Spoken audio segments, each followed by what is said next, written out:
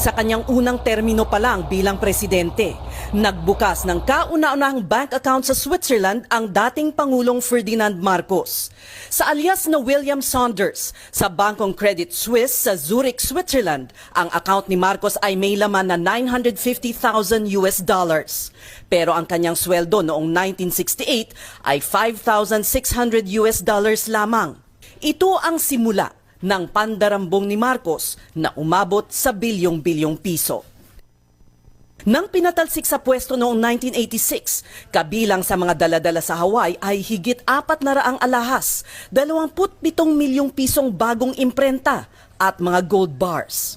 Nagsilbi bilang PCGG Commissioner si Ruben Carranza taong 2001 hanggang 2004. Para sa kanya, ang isa sa pinakamatibay na katibayan ng pagnanakaw ay ang makasaysayang pagsaoli ng Switzerland ng mga pera ni Marcos na nakatago sa kanilang mga bangko.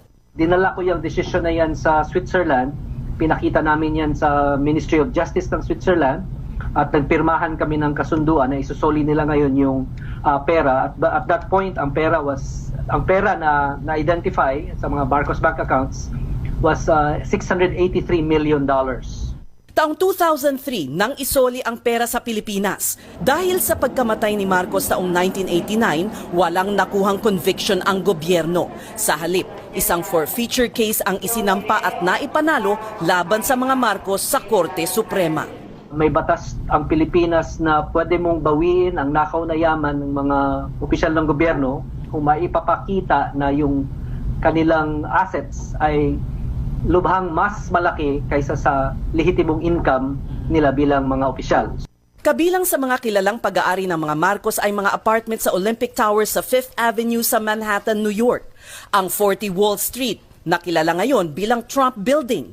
May mga painting ng mga masters kagaya ni Picasso at mga alahas na $8 milyong ang halaga na hindi pa naisusubasta. Ang pagtataya sa halagang ill-gotten wealth ng mga Marcos ay umabot sa $10 bilyong. Ngunit marami ang naging balakid sa pagbawi nito. For every motion na pinafile ng PCGG halimbawa, merong 20 motion na ihahain ng mga Marcos. And it wasn't even serious motions. It's just to delay, to change lawyers. That causes what? 1 year, 2 years of delay.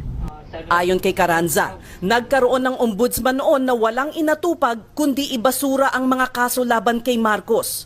Ngunit hindi maitatatwa ang kasaysayan.